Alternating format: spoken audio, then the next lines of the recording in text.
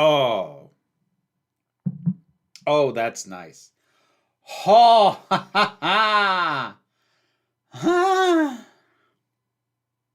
Oh, I like that. Hey, everybody. How we doing? Oh, oh, Lord. Oh, that's good. Uh, no, Peter, I had not heard about that. I see people are asking what are the chances Doctor Who will get mentioned. Why? Something happened? Why would we talk about Doctor Who? It's very odd. There's nothing going on with it. There's no news.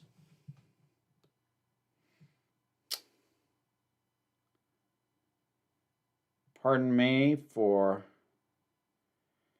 putting the finishing touches on these nails. What am I drinking, Peter? I am drinking sake, made in Vermont, which is a strange statement unto itself. Vermont sake, made in where I know where I got it. Where are they located? Moncton, Vermont. I actually don't even know where that is. Picked this up in, I think it was the Shelburne Farmers Market. Sure there is. Okay, Mr. Zach, but I legit don't know what you're talking about. Like, I very sincerely do not. Vermont, yes. The Japan section of Vermont. Vermont, Japan. Everyone knows Vermont, Japan.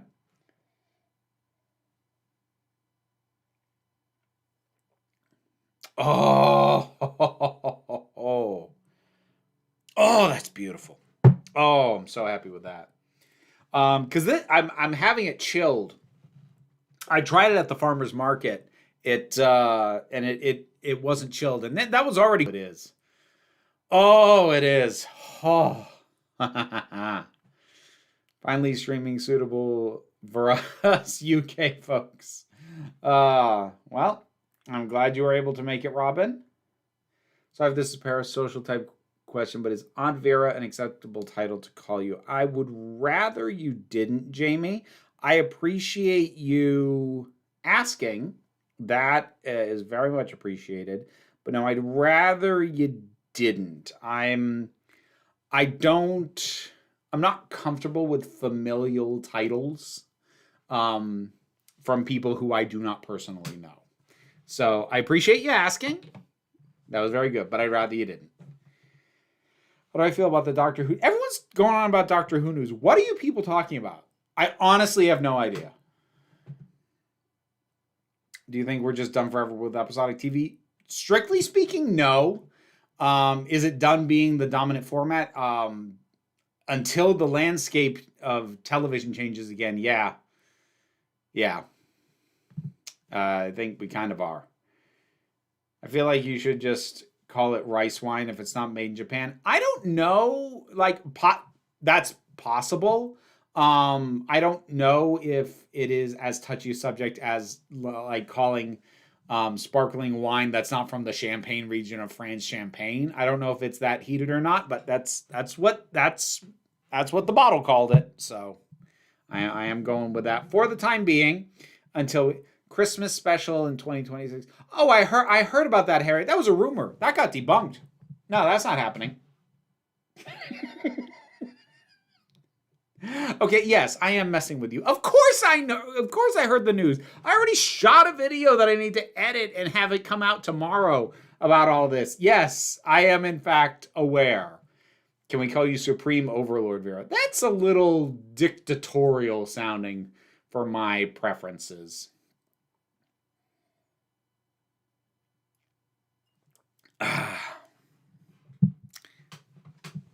Scrubs is coming back. Cool. Never seen it. Yeah, no, folks. I know the news. I know the news. At least Susan might get a resolution now. I doubt it.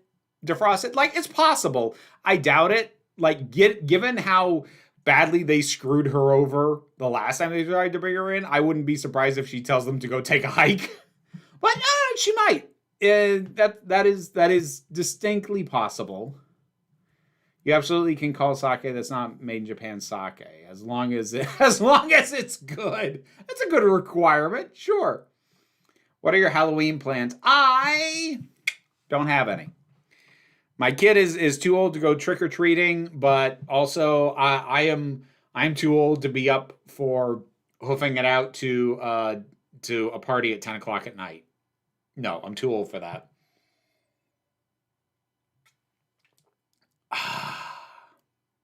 Did you watch It, Welcome to Derry? No. Why? Look, I didn't particularly care for the It movies. I didn't think they were that good. I think more people started to understand where I was coming from after the second one came out and most people agreed it was mediocre. I didn't think the first one was that good either. What's in the glass? Vermont sake. Crested hadrosaur. Ooh, love the name. What is your way of fixing Doctor Who in an ideal world? I am not prone to throwing out fixes because at this point it would be largely around who should be cast and who should be show running. And I don't have an answer for either of those. I think ideally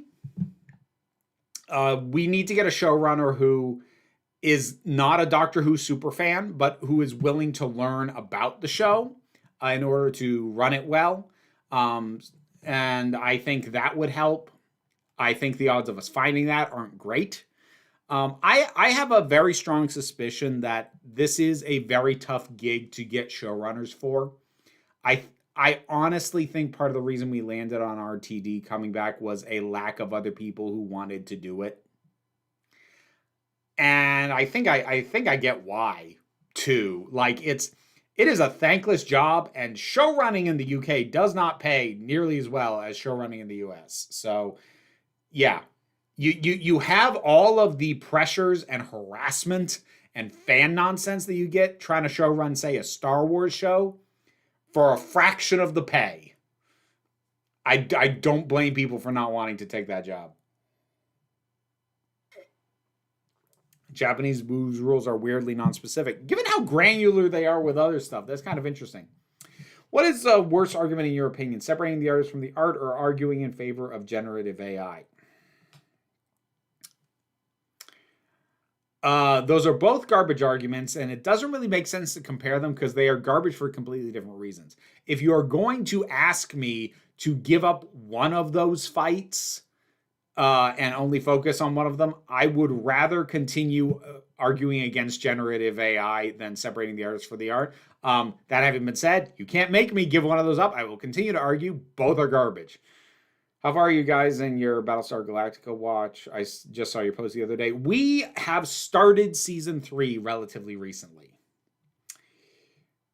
The It book was really weird. I don't know what Stephen King was thinking. Stephen King was thinking, wow, I just had a full day of booze and coke. Let's see what I write today.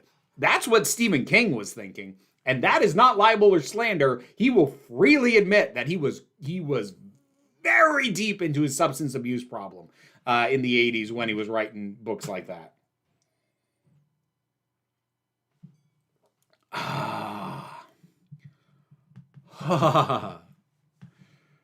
Whew. What do you think about Billie Piper coming back? I mean, like, if they're doing a special in 2026, they have to. What I say is I will be very surprised if she is still the current incarnation of the Doctor by the end of that special. It's not impossible, but I will be surprised. I was under the impression that Carol Ann Ford said she had a lovely time filming her scenes on the song contest. Oh yeah, the filming process seemed fine. They did throw out most of what they shot for her that was supposed to be in Reality War. You know, the payoff. So I don't know if she's bitter. Maybe she's not. I would be. Should the Doctor always be played by the British? You've asked me this before, 250, or somebody has. People have asked me this before. I continue to say yes. Yes, it should be. Alucard is my dream cosplay someday, maybe. Okay, but Kura, which Alucard? Are we talking Helsing a la carte, or are we talking Castlevania a la carte? What is it with the Japanese and spelling Dracula backwards?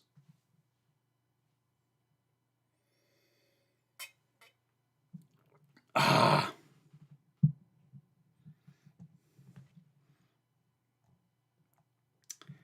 I'd like to see a new showrunner, but let's face it, it's a poison chalice. I agree with you. Yeah, like I'd like to see a new showrunner too. I just think they're going to have a really hard time finding somebody with the experience necessary to do it, who's willing to put up with the crap that comes with it. I once wound up trick-or-treating at like 16 because I was dressed up and taking my younger sister, and people just gave me candy despite the fact that I obviously didn't have a bag. Hey, if it works, it works.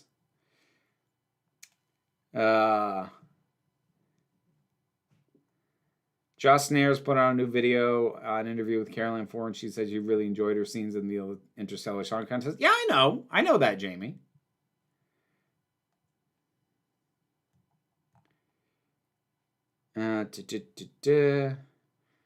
What's your favorite Torchwood episode besides Children of Earth? Probably Adrift.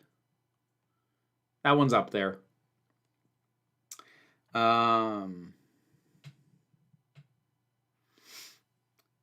J.K. Rowling could have literally died and her daughter was doing all the transphobic stuff. The moral issue with financially supporting the franchise would be the same. Well, yeah, but that's usually not what people mean when they are arguing to separate the artist from the art. Basically, that is an argument generally deployed by people who don't want to think about the artists, and they don't want you to educate them either. It's an anti-intellectual position. That's why I dislike it. Castlevania a la carte. I always forget about Helsing a la carte. See, the thing is, cosplay-wise, strictly speaking on that level, I think I'd rather cosplay Helsing a la carte, personally. I want that big hat. Like, with the preposterously wide brim. Yeah, I dig that. I think they're still wondering how they're going to handle anything past this special. Oh, I promise you, they are scrambling to try and figure out what happens after the special. What kind of wine are you drinking? Actually, no, I am drinking Vermont sake. I am not drinking wine. Well, I suppose I technically am. I am drinking rice wine. But it's not a white wine, as you were imagining it. Adrift is my favorite thing Chris Chibnall has ever written. There's a good argument to be made for it. Adrift is really, really good. It's really heartfelt. It's heartbreaking even. It's a really well-constructed moral question that does not chicken out on its ending and its conclusion. And I really admire the heck out of it. What horror movies are you watching before the first? I don't know. If I can find time to cram some stuff in, whatever ones I can manage, but I have no idea. I'm gonna try. You know what? I'm gonna try and get in Predator: Killer of Killers this week before the new Predator movie comes out. I don't know. It looked fabulous in an Integra cosplay. Oh, thank you, Neku. I do like Integra. So Disney's involvement didn't result in American salaries for the production staff? No. They were just the distributors. Why would it? It's still being produced in the UK. Like, generally your pay is dictated by where you're shooting and what unions you belong to. The people involved are in UK unions shooting in the UK. They're going to be paid UK rates. So general question for the chat, and Vera, if she wants to answer, what is your Halloween watch list? Like, what is it you have to watch every year? Now, I've answered this in the past, anachronism girl. But I tend to favor specials over, say, like movies or even specific Halloween episodes. Although there's a few of those in there. Like the main ones I always try and find the time to get to are Halloween is Grinch Night. It's the Great Pumpkin Charlie Brown, the Garfield Halloween special, and the the real Ghostbusters episode when Halloween was forever. Those are like the 4 that I really try and be sure that I find the time to get to every year. Oh, the Baba Duchess. Thank you very much for the super chat. I appreciate that immensely. I didn't mention at the front end. I will try and keep up with the chat, but the one thing that guarantees that I will answer your question is to do it as a super chat, which also gets you the little gay heart of appreciation. Thank you very much. Just wanted to say hi. I lived in Barrie, Vermont in the late 90s. After I moved, the building turned into a crack house and burnt to the ground. There have been some of those issues in some parts of Vermont. I am not gonna lie. Barrie's nice. Wow. Some parts of Barrie are nice. Well, a part of Barrie is nice. That's kind of a joke. If you're from Barrie, I made a triplicate joke out of it. Barrie's fine. There's no, I don't have a problem with Barrie. Although you can always tell when someone isn't from here because they call it Bar. Bar, Vermont. You mean Barrie?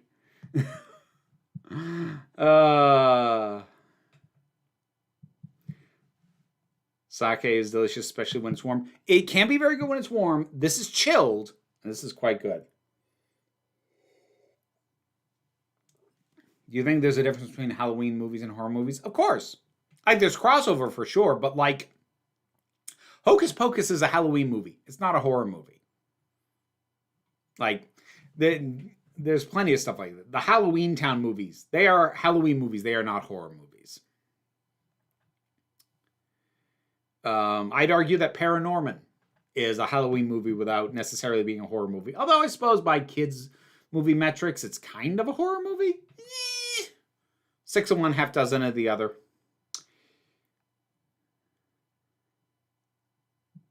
Disney contributed money to the show, but not the crew. Well, yeah, I mean, yes, Cybus, if you want to break it down, their contribution went towards marketing, primarily.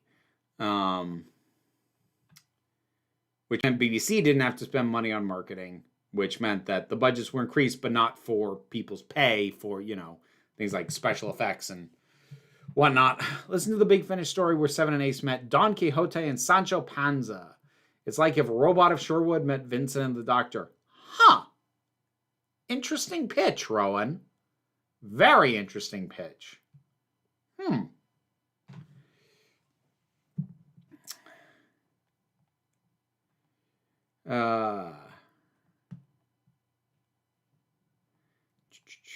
The euphemism. Yes, Aaron. I love Halloween as Grinch night. The euphemism? No one goes to the euphemism on a night like this. It's so good. Did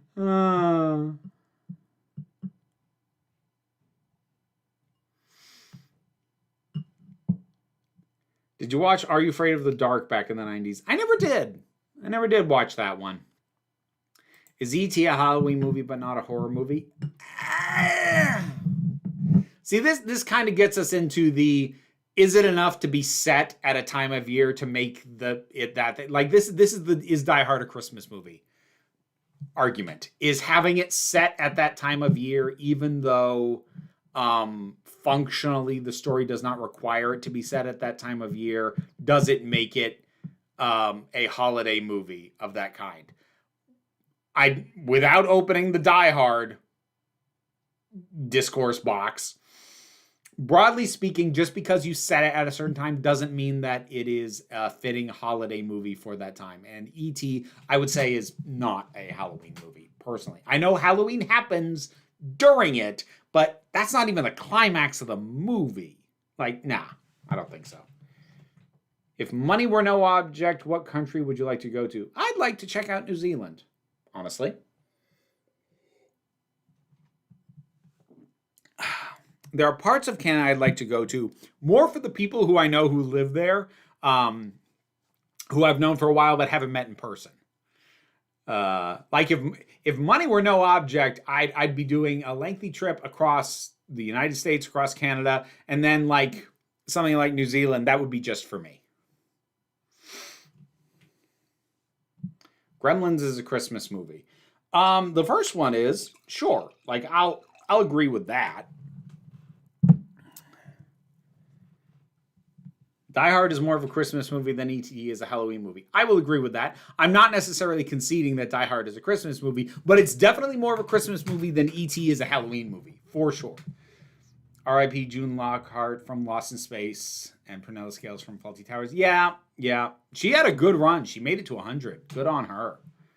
Have you ever seen the film North, directed by Rob Reiner? It's so bizarre. Nope. I know it by reputation, and part of that reputation includes the ranting review that Roger Ebert wrote for it, including the phrase, "I hated this movie. Hated this movie." I'd argue Christmas is more of a function in Batman Returns thematically. I would say that, okay, Batman Returns is more of a Christmas movie than Die Hard is. I'm still not going to concede that it is a Christmas movie, but if we're scaling that, New Zealand recently elected a right-wing government. Well, shit. Thanks.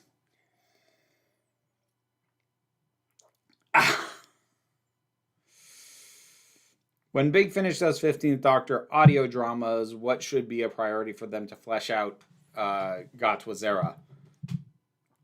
Like, the thing is, Neku, like, I don't think that should be Big Finish's priority. I know they do it, and I know a lot of other people like that they do it, that they flesh out, nebulous areas and bring back drop plot points and stuff like that. I know a lot of people like that they do that. I don't care if Big Finish does that, so I don't have an answer. E.T. is attributed for Halloween becoming popular in the UK because it wasn't commonly celebrated here until the 80s. Really? It's not that I'm shocked that it wasn't celebrated there until the 80s. I'm kind of shocked that it was E.T. that popularized it there. Huh. But it's Elf a Christmas movie? No, Cybus, it's not. Yes, it is. I'm not going to be that much of a contrarian. Good grief. Batman Returns also has the best theatrical Catwoman. Visually, I'll agree with that. Design-wise, for sure. Narratively, writing, I don't know. Visually, 100% though. Yeah, for sure. Christopher Lee met Tolkien and got his blessings to play Gandalf. Have you heard about that? I knew that Christopher Lee had met Tolkien. I think he was the only member of the cast or crew who had. I didn't hear about him getting the blessings to play Gandalf. I hadn't heard that. Not shocked, though. He was a good Saruman, though. He did work for that. Like, the dude's got a voice that's really good for villains. There's a reason he was great as King Hagrid in The Last Unicorn, too. It wasn't celebrated until the 90s, I'd say, but I don't think he played a part in that. I mean, I'm sure it's one of those things, Cybus, where like people can track it wasn't really celebrated until, 80s going into the 90s, but then certain people attribute it to this, or they try and come up with a clean answer and go, oh, it was definitely this, when it's probably a culmination of factors in the first place. Feels like Black Mirror should have done a Halloween special. How has that never happened? That's a fair question, Isaac. They have done a Christmas special, which is so weird. Gotta go now as The Night House is showing on TV. Well, enjoy that, Rowan. Have fun. Home Alone is not a Christmas movie. Kids can be forgotten any time of the year. Jen, you are poking the bear on that one because you're wrong, but okay. Does Catwoman from Gotham count as a theatrical Catwoman? I mean, by the strictest definition, no, Robin, because that was a TV show and not a theatrical release. She does count as a live action Catwoman. You can count her as that. But if you're counting that, then you also have to count the ones who were Catwoman in because we had 3 in the Batman, the Adam West Batman TV show. So if you're going to bring in the Catwoman from Gotham, you have to bring in them too and have them all part of the conversation.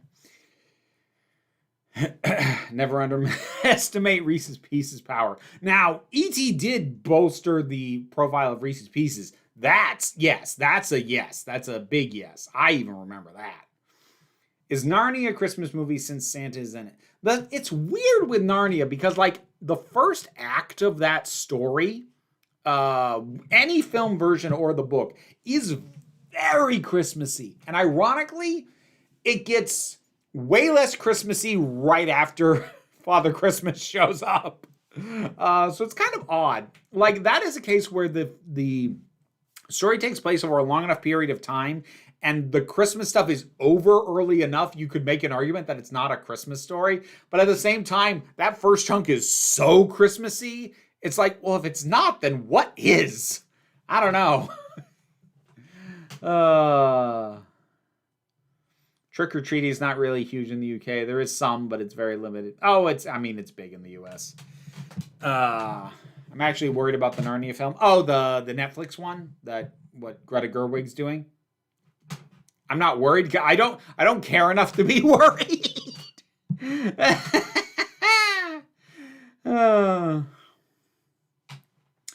People say it's E.T., but if you actually look through British media, there's references to it being celebrated as far back as 1970s. It just hit full cultural saturation in the 80s. Again, it's a multitude of factors. It always is. The Shining is the best Christmas movie. Bryce, go sit in the corner and think about what you just did.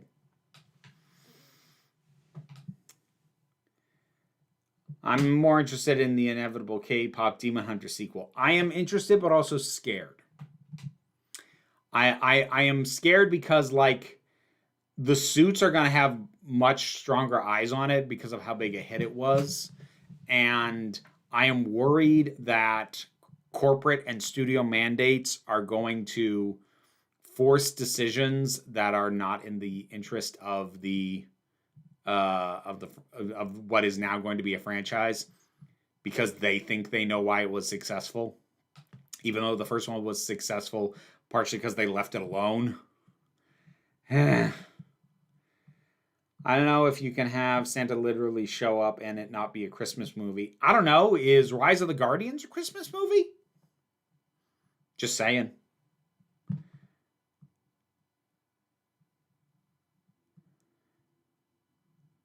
That was a great witch laugh. I have been told I have a cackle, John, so I'll take it. I don't care how old he is. Bring Ben Barnes back to play Caspian, or just bring him back. What has he done since that? Since then, I have not kept tabs on him at all. In Adrift, do you think the mom was wrong about what she said to Gwen at the end, talking about taking away her hope? I mean, she kind of can't be wrong. She's the one who experienced those feelings. She's the only authority on how she feels. I don't know how you can make an argument that she's wrong. I mean, maybe you could have an argument of, was she right to say that to Gwen's face? That's a different conversation, but was she right about what she said? I mean, she's talking about her own feelings. There's no other authority on how she feels. I guess that worry is true of any sequel. We'll have to wait and see. I mean, it's doubly true of anything that's a sequel to what was an unexpected hit.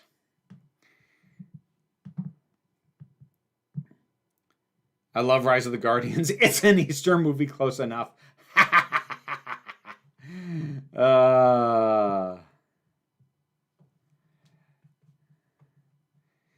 If you get the chance, you should check out the 80s BBC adaptation of The Box of Delights. Never heard of that. Patrick Troughton plays a magic man with a magic box. Basically, the second Doctor's Xmas story. Huh. Have not heard of that. Might have to look into that if I remember. I probably won't.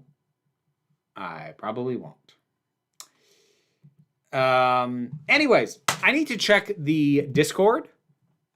So I'm just going to pop over there real quick. A reminder, the Council of Geeks Discord is a Patreon exclusive perk. And donating $2 or more gets you access to the Discord. So let me pop over there and go through the questions quick as I can.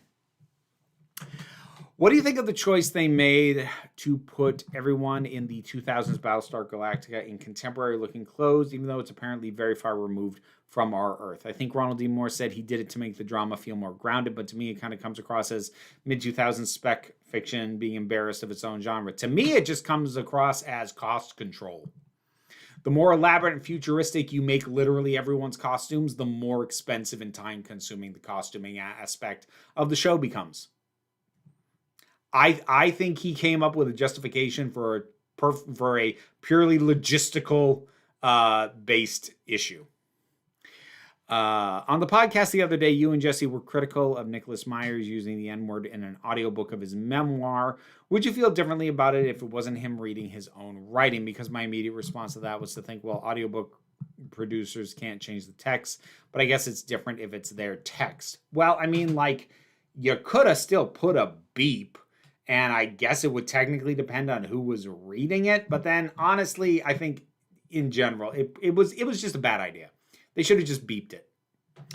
The other day, I saw a discussion thread on the Culture subreddit about how Amazon are maybe making a TV show. Most of the comments were saying they'd probably screw it up, and so don't even bother. How do you feel about fan communities who are so precious about their thing they'd rather remain entirely dormant than get added to in a way that could be theoretically flawed? I mean, it kind of depends on the nature of the property. So with something like The Culture, that is something that presently exists almost entirely within the works of one man who is no longer with us. And so novels, while they're not devoid of collaboration, you have editors and other people who contribute, they are probably the purest form of this one person's ideas as a medium that we have in terms of something that is consumed by the masses. And as a result of that, I understand a fear from any fan community where if something exists purely on the page, adding to the fact that if it is strictly just a book series right now, you are allowed to imagine what it looks like, what it sounds like, what the people look like. And the instant it becomes a visual medium, someone is deciding that for you. And that has the potential to take what is, as far as you are concerned, your canon version of this thing and say, no, it's not that, it's this. And I understand why fandoms for something that is purely a literary series up to this point would be antsy about that. I wouldn't necessarily say that's being super precious. I think that's just like, I think there's legitimacy in asking the question, what do we gain from this? Because sometimes the answer is nothing, or nothing of value. My housemate just finished the last season of Wednesday, and while she thought it was okay, she complained that it felt like American Harry Potter. Do you agree, and why or why not? I haven't watched the most recent season, so I can't say. I only watched the first season. That didn't feel like American Harry Potter to me.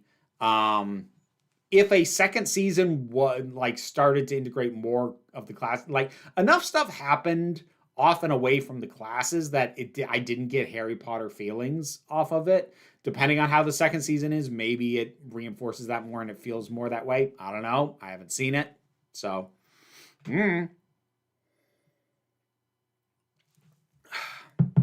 Does humor belong in music? Of course it does. Of course it does. Funny songs are an amazing thing. And even if a song isn't purely a piece of comedy, you can still put jokes in a song. Yes, of course. I'm slightly puzzled by the question. Hard cider, wine, or distilled spirits? If you're gonna make me pick one, it's gonna be hard cider.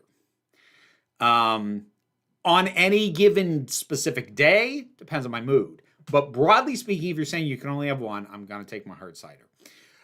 Why do you think Doctor Who fans tend to be so down on the RTD2 era as a whole when the consensus appears to be that both seasons were good up until the finales? I think for a lot of fans, they had built it up as a second coming of some great savior.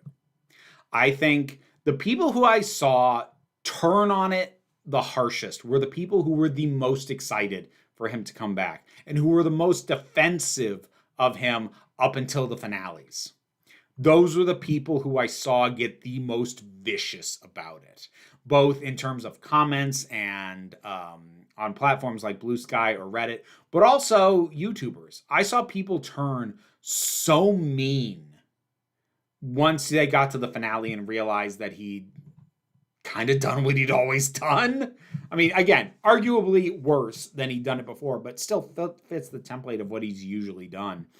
And I think people heaped all of their disappointment onto him, partially as a result of their own inflated expectations. I think that is a lot of what happened. Is that the only reason people are so down on it? No, I think it's a pretty heavy contributing factor, though. Which type of device do you usually watch new streaming shows on? Phone, laptop, smart TV, etc. I watch them on my television as much as I can manage to. In regards to your video about episodic TV dying, do you think that Doctor Who might benefit slightly from being closer to an anthology than most episodic shows due to the format allowing each episode to have a radically different setting, cast of characters, and tone? I would be very interested in seeing a Doctor Who anthology show where like the only consistent characters are the Doctor and companion, and we aren't doing overlapping stories otherwise. I just don't think most of the fandom and or television watching public in general are up for that. I think at this point most audiences have been conditioned to expect recurring characters, a through line, an overarching story, or at the very least a mystery box. Would I like it? Potentially. Would other people? Probably not.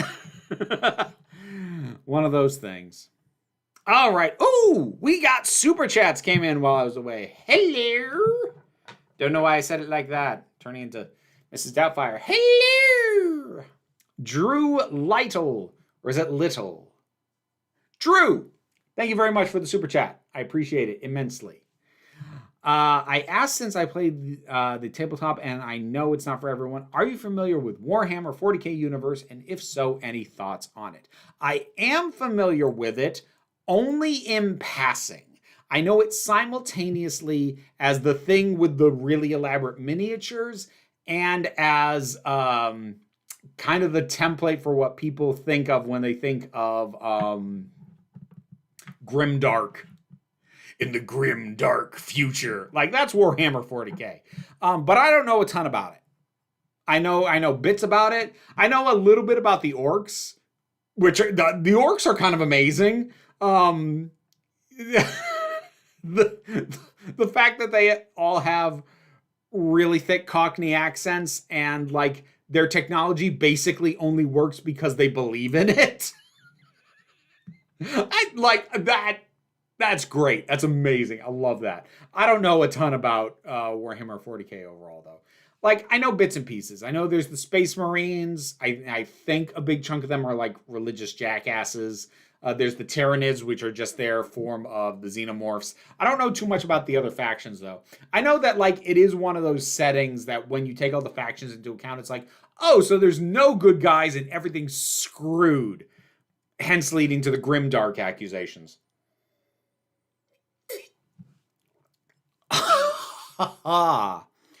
Whew! Agents of S.H.I.E.L.D. Season 4 is considered the best by a lot of people. I would say it's 3, but I know you didn't like Hive and stuff. Is there any interest in watching that one at least? With what free time? Like, it is one of those things, like, if you want me to cram in a full season of network television in my spare time, which I don't have, somebody pay me. Like, I just don't have the time. Tyra Bryn. Thank you very much for the super chat. Sorry, Tara. Why did I say Tyra? I know why I said Tyra. Sake is why I said Tyra. Also, the Y in Bryn, I think, threw me off. But Tara Bryn. There we go. There we go. I got there in the end. Thank you very much for the super chat. Hey, Vera, missed the last few live streams, but I'm glad I caught the last one before Halloween because I've been dying to ask you since your Hear Me Out video, what your rating of Karnus from Battlestar. See, you put BG3, and I'm used to seeing BSG for Battlestar Galactica, and my brain, sake. Karnus. Let me double check to be sure I'm thinking of the right character, because I have not played Baldur's Gate 3 in a while. Oh, the Drider.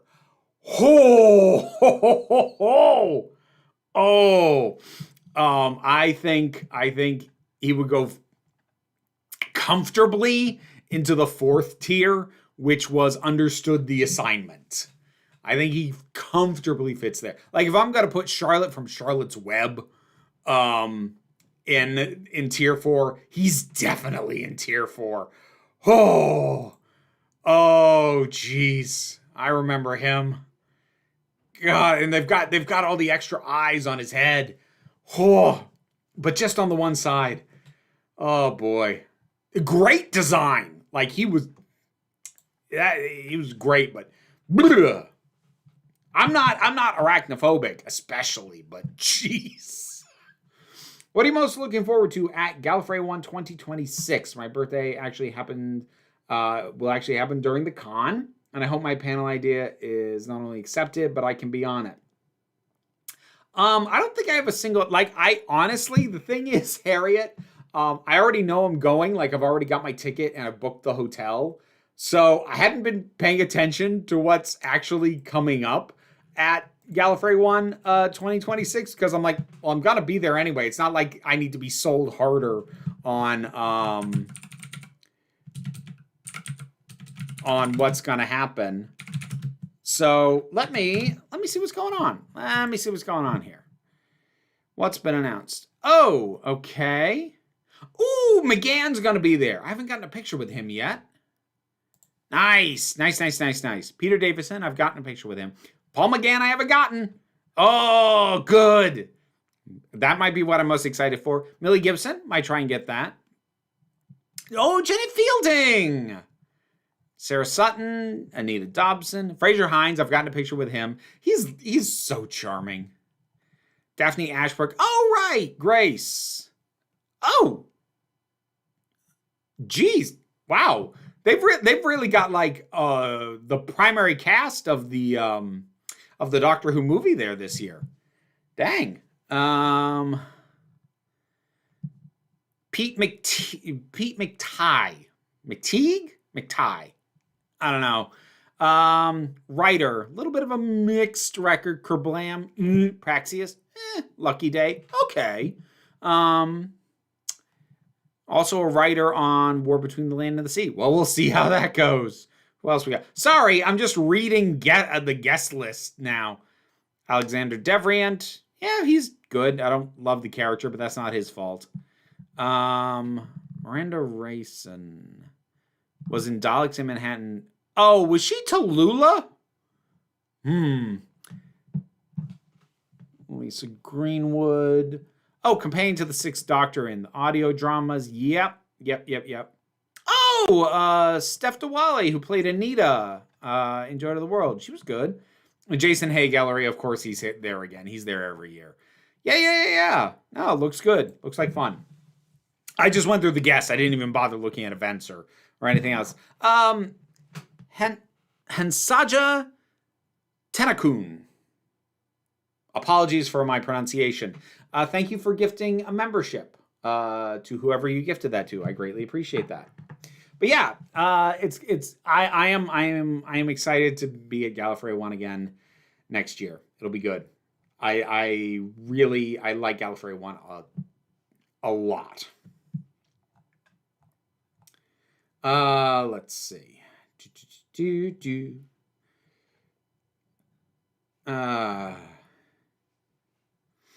The other comments I saw were that they should do. Oh, this is about the culture question from before. The other comments I saw, they should do player of games instead of the actual first novel. Player of games being the most adaptable is received wisdom in the fandom.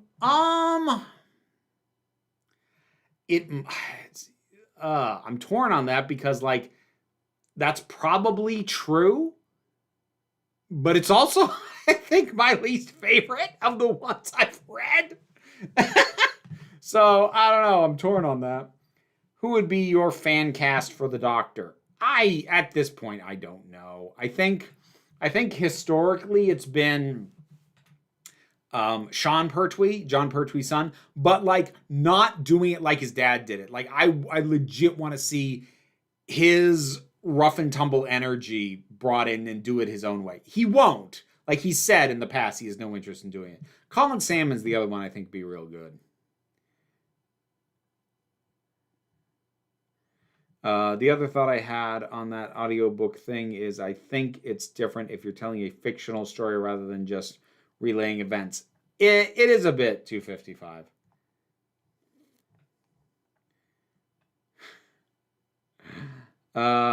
Do you get any of the British soap operas like EastEnders and Coronation Street? I mean, on certain streaming services you can get them.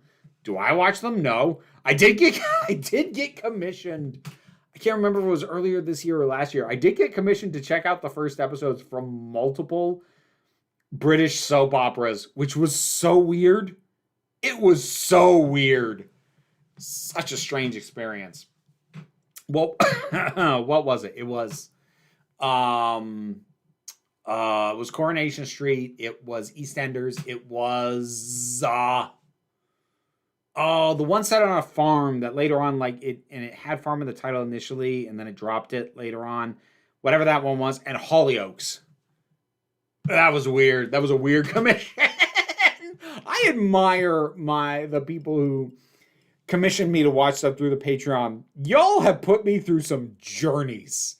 I am not afraid to tell you. Emmerdale. Thank you, old web shooter. It was Emmerdale.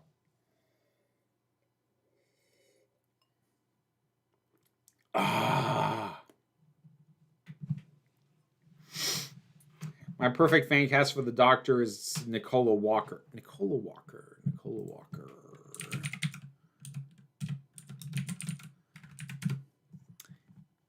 Oh, interesting.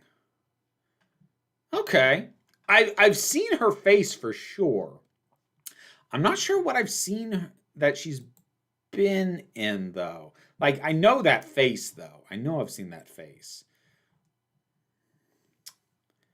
Oh, apparently she's been in some 8th Doctor adventures with Big Finish. I'm not sure if I've seen anything she's been in. She's done a fair amount of Doctor Who audio stuff, actually. Recurrent character from the look of it. She was in Being Human for one episode. I think I only did the first. I can't remember if I did 1 or 2 series of that before I gave up. It just wasn't what I wanted it to be. Not that it was bad. I just wasn't feeling it. I'm not. Whew. I'm not sure I've actually seen her in anything. Okay.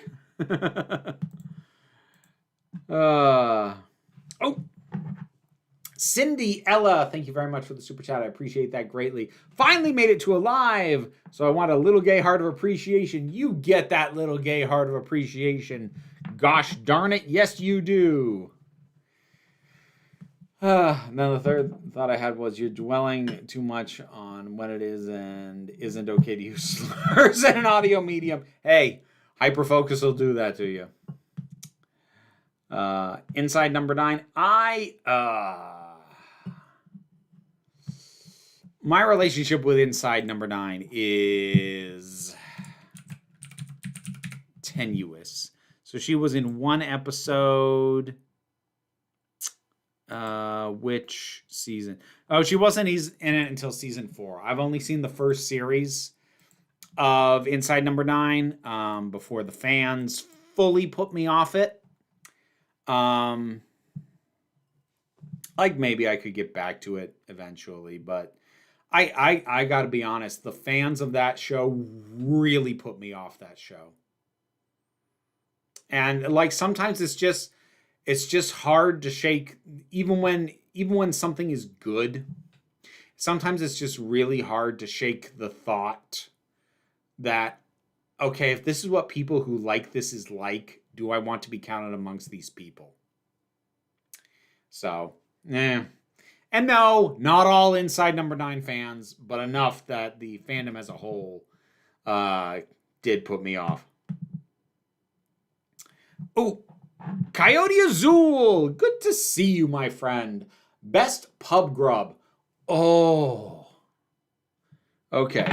Well, it's got to be potato-based. Like, if you're going pub food, it's got to be potato-based.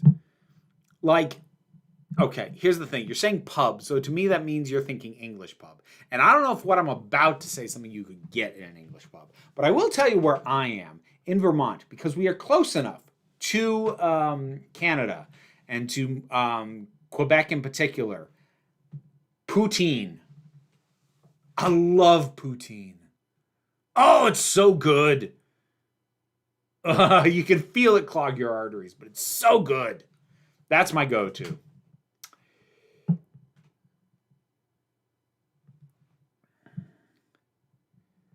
I seriously want an older 45 to 65-year-old range actor.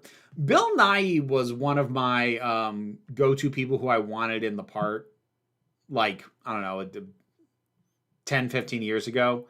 I don't really want that anymore, partially because I think like he's just too old to ask that of him, and also partially because I'm mad at him for participating in the Harry Potter audiobooks, him and several dozen other people.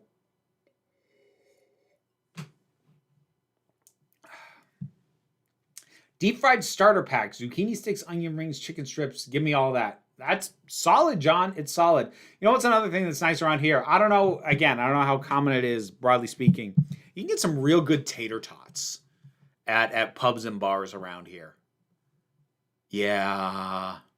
Some tater tots like with cheese sauce and like either bacon bits or some other nonsense added in there. Jalapenos. Oh, it's good. It's good. Bit tipsy, a little bit. I'm gonna have to cork up this bottle and oh geez, maybe not. There is less left in there than I thought there was. I thought I had like half the bottle left. I don't. I have that much left, which isn't worth saving. So heck with it. Yes, mildly tipsy. Never seen tater tots at a bar around here. If you can get them done at the proper crispy level, oh,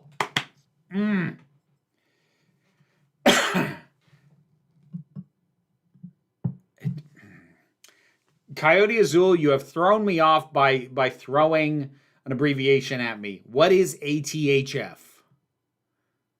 I'm so bad at those. I'm bad at those sober. So now they're like, I'm really screwed. Bookworm, hey there. Is it weird that my first thought was Bill Nye the Science Guy?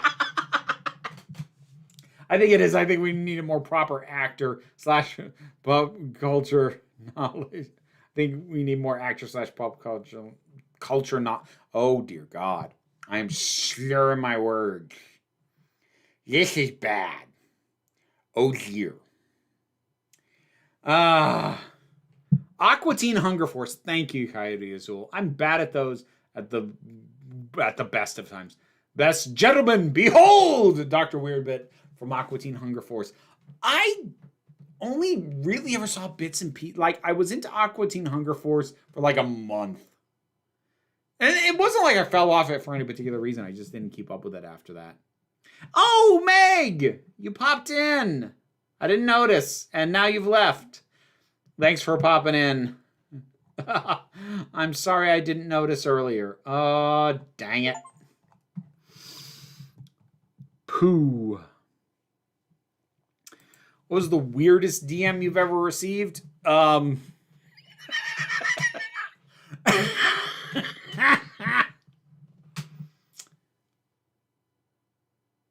this is on a technicality, and I'm going to describe it in the vaguest terms possible.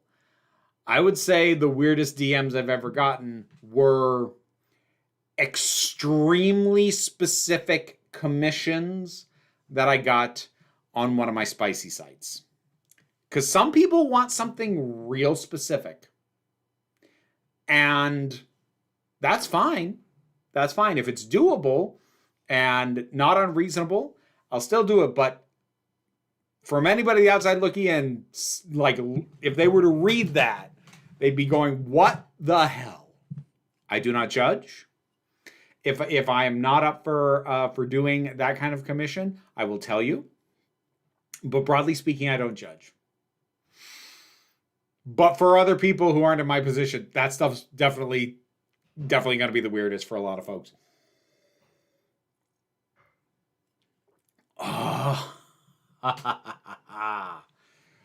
Whoo. What do you think of the missing Doctor Who episode news? I still don't know what it was, Arthur. I remember it being all the buzz like a few weeks ago. I don't remember. I never learned the details of it. I never knew what episodes it was that they found. So I don't think anything because I never knew what it was. What I meant was, I think if you're a cis white man and you find yourself trying to litigate slur use when you really, then you really need to take a step back and say, why do I care about this? That is fair. I would say if you're a white person at all, yeah, especially if you're talking about a racial slur, you need to ask yourself that. Vera's gone, bye-bye, Egon. What have you got left? Sorry, Venkman. I'm terrified beyond the capacity for rational thought. Coyote Azul. Thank you very much, Vera. You are officially sloshed.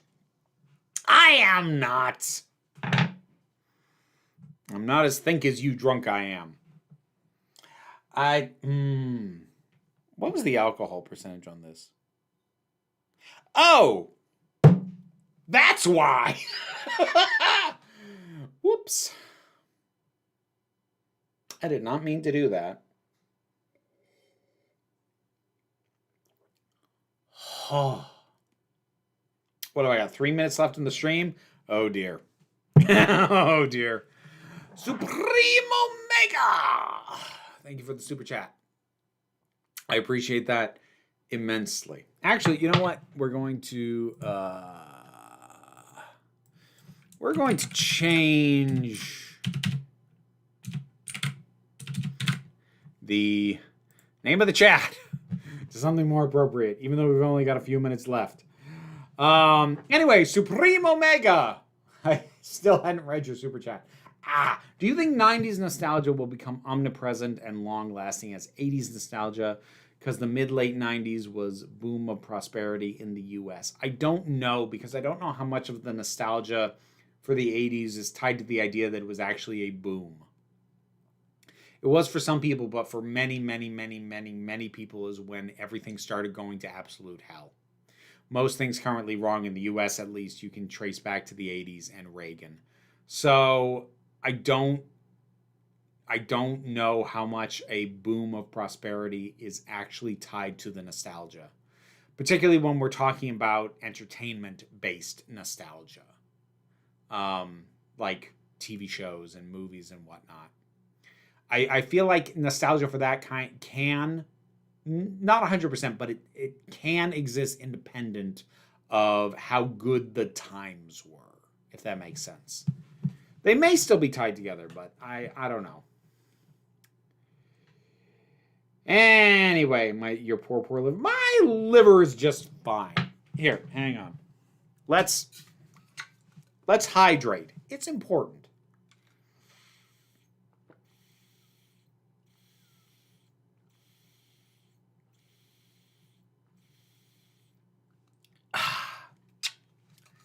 This is how you avoid hangovers. To be clear, you drink water in between drinks of alcohol because hangover is dehydration. That is why your head hurts so much. So, where's Reagan? In here with us? We'll never be rid of him. Ugh. I keep getting advertisement for an AI thing with a pink alpaca in the ad. Every time I see it, I think, notice you got human animators artist make that alpaca. Ugh. AI ads are so, like, so much of the advertisements I get are crypto and AI. It's so draining. Huh. When do you turn your clocks back? Over here in the UK, they went last weekend. Hang on.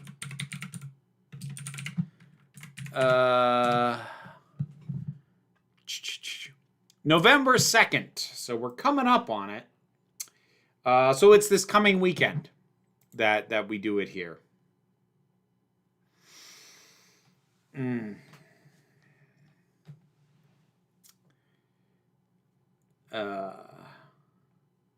But do you like the color of your kidneys? Kidneys! I've got new kidneys. I don't like the color. Just wish for AI to stop, please. Oh boy, wouldn't that be wonderful? Although, if you're wondering what the monkey's paw downside of that wish is going to be, at present, and I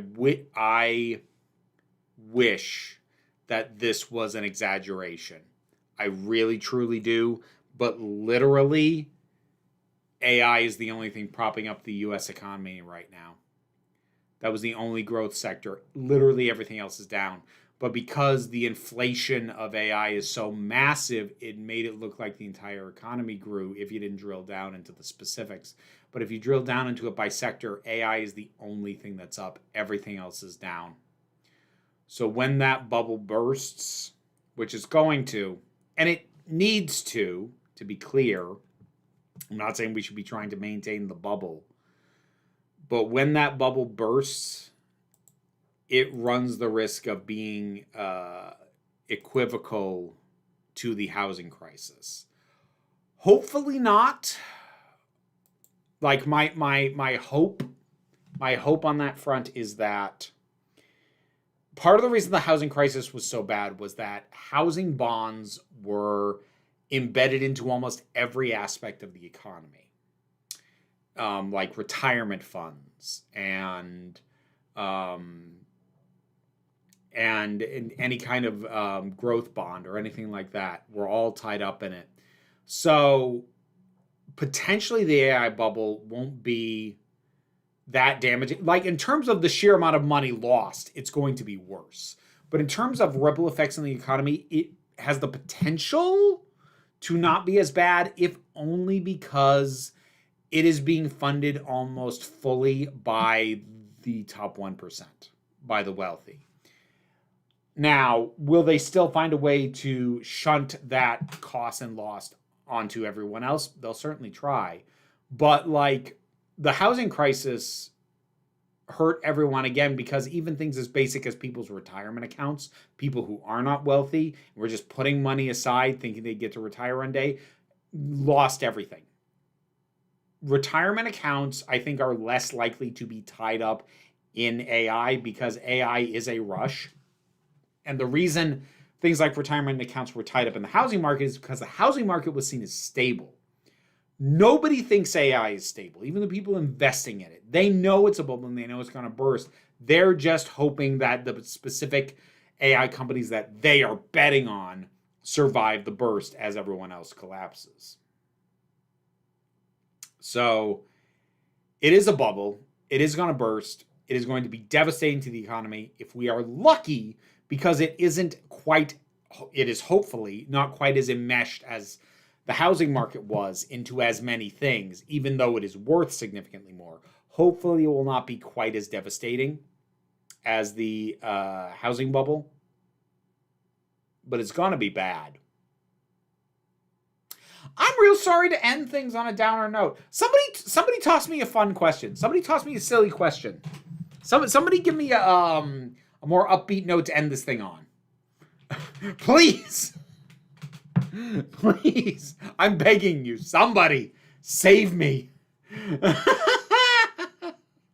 Save me from my own pessimistic brain. I beg of you.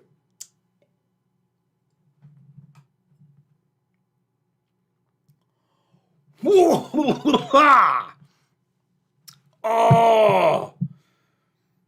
Oh. Wow. That was a lot to take at once. Oh, dang it.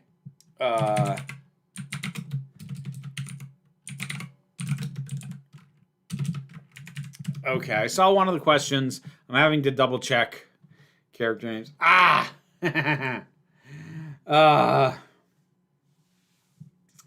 Thought this was a no politics stream. Sorry! I'm sorry, Jiggly. I drank sake.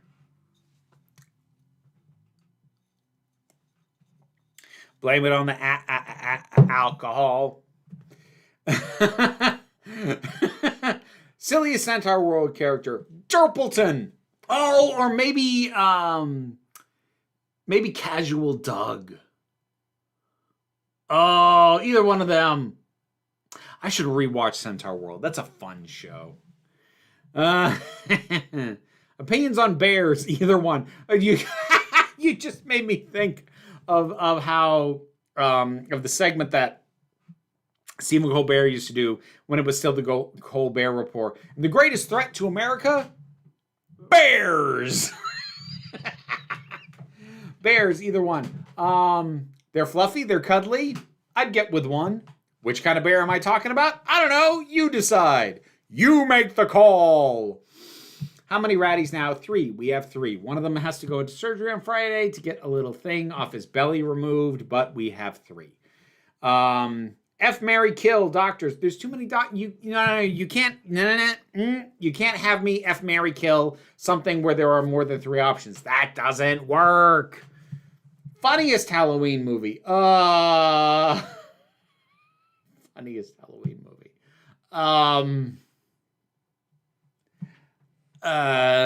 Curse of Michael Myers. That's probably the funniest one in that series. I know that wasn't what you meant, but it's what I'm going with. Favorite type of gummy candy. Ooh. Haribo bears are really good. I like the twin snakes, though. I think Haribo twin snakes. Why is pineapple on pizza good? Pineapple on pizza is good when you pair it with the right stuff. There's a reason that Hawaiian pizza isn't just pineapple on pizza. It is pineapple paired with ham and or Canadian bacon and or regular bacon. It is the interplay between the sweet of the pineapple with the meaty, deeper flavors that you get out of something like Canadian bacon or normal bacon. It is the interplay between those things. And also, in my personal opinion, pineapple plays very well with the tomato. The sweetness of the pineapple and the potential tartness, if it's the right kind of marinara sauce, of the tomato play off each other really well. It is a perfectly good ingredient on pizza, but people think of it as being something that is added on its own. It's not. It is one of those ingredients that has to be paired with the right stuff to play well. Favorite doctor you'd want to have a drink with? 12, for sure. I think I'd actually even suffer through a pint of Guinness to drink with 12.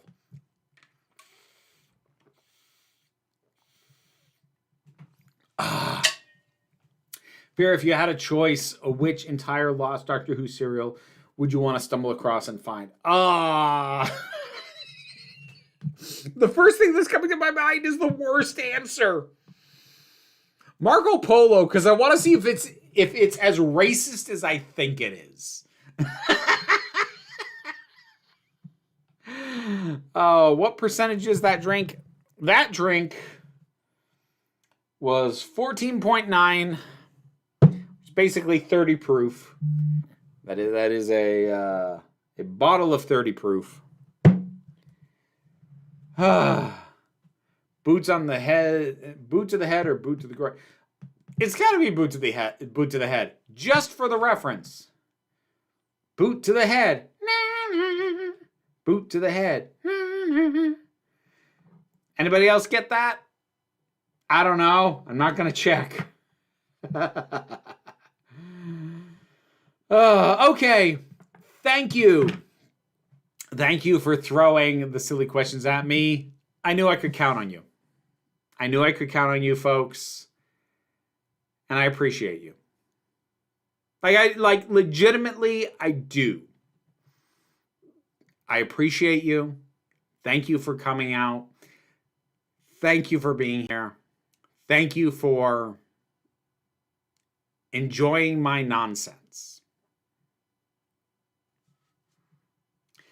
The fact that that so many people take enjoyment out of the ridiculousness that comes out of my brain and through my mouth is an honor and a privilege, and I appreciate you.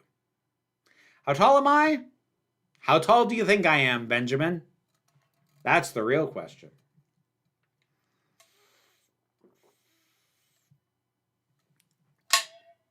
Okay, we should call it there. All right, thank you everybody for joining me. I hope that you have a great rest of your day. If you are planning on doing anything 5'9"-ish, Ben. 5'9"-ish. I'm 6 feet even. Come on. Ugh. This is not like, okay, look. I don't try and dictate what vibes you should be getting from me, but I do try and give the vibes of someone that most people have to look up to. That is what I aim for. And if you think I'm 5'9", I worry that I'm failing at that, but I'm not in a mental headspace to think too much on it one way or the other. Thank you all very much for joining me this evening. I hope that you have a great rest of your week. If you celebrate Halloween in any way, shape, or form, I hope that you have a wonderful, memorable, delightful Halloween experience, whatever it might be. In the meantime, I want you to remember that you are beautiful, you are valid, and you are loved. You are the council. I'm only running the meetings. And until next time, this council is adjourned.